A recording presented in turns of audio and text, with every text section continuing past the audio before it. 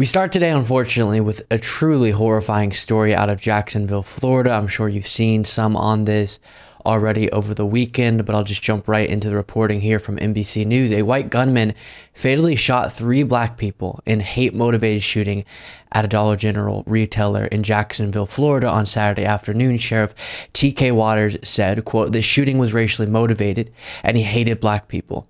The sheriff said at a news conference he wanted to kill inwards. The shooter, who wore a tactical vest and was armed with an AR-style rifle and Glock handgun, had left messages for his parents, the media, and federal law enforcement officials detailing racial hatred. Waters said the firearms were marked in white pen with swastikas. Truly horrifying, and here was the sheriff speaking on this. The Clay County Sheriff's Office, who has been assisting our agency with this investigation, received information after the shooting that the shooter had authored several manifestos, one to his parents, one to the media, and one to federal agents. Portions of these manifestos detailed the shooter's disgusting ideology of hate. Plainly put, this shooting was racially motivated, and he hated black people. He wanted to kill.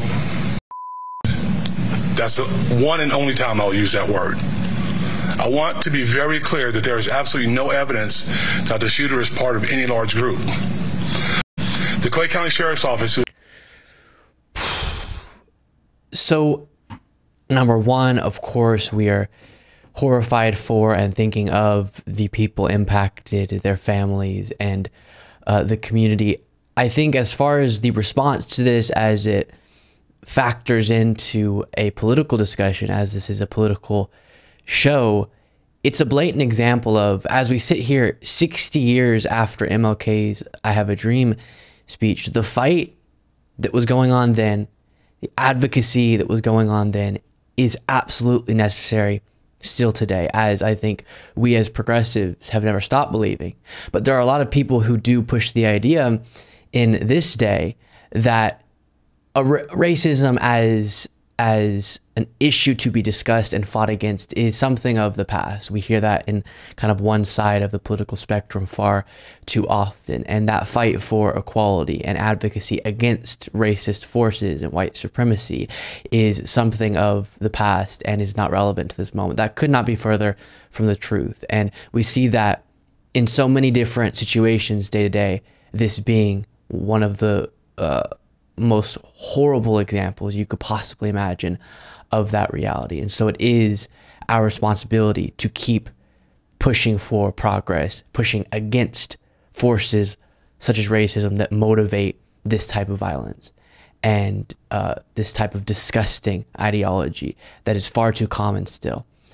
And then it can't be ignored either that this is yet another example of the horrifying lack of proper laws relating to guns in the United States. It's not a coincidence, as I will continue to say, that we have more guns in the United States.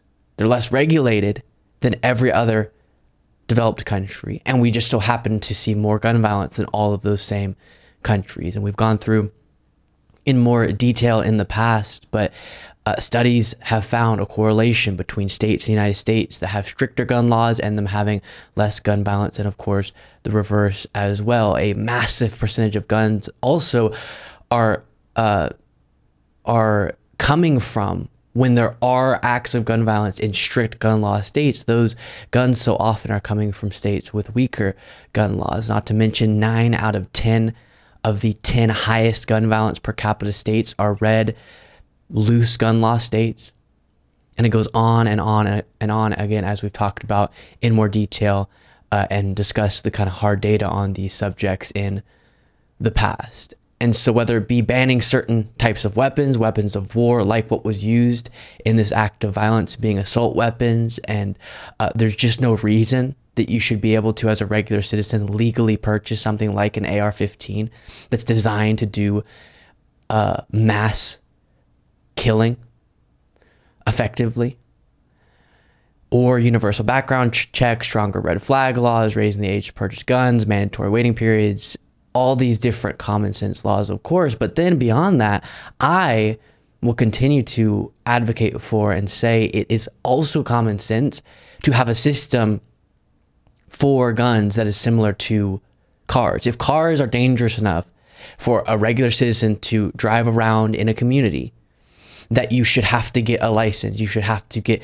trained on how to drive for a certain number of hours and tested, written, and with someone in a car, and all these steps, and then renew that license. And you can have it revoked if you break certain laws enough times. That should be exactly the process that's in place for guns because of how dangerous they are. And sometimes people will say, oddly enough, in response to the gun control conversation, well, so many people die from car wrecks too.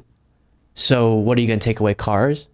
Well, no, we're going to do what we've done with cars to make that death count go way down over the last number of decades with increased laws. So let's apply that to another very dangerous thing, being guns.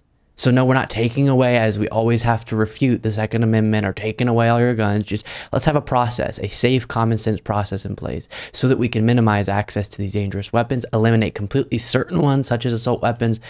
And then with this story in particular, that applies. And also it's a reminder of the horrifying reality of white supremacy that we have to continue to push back against and fight against and call out.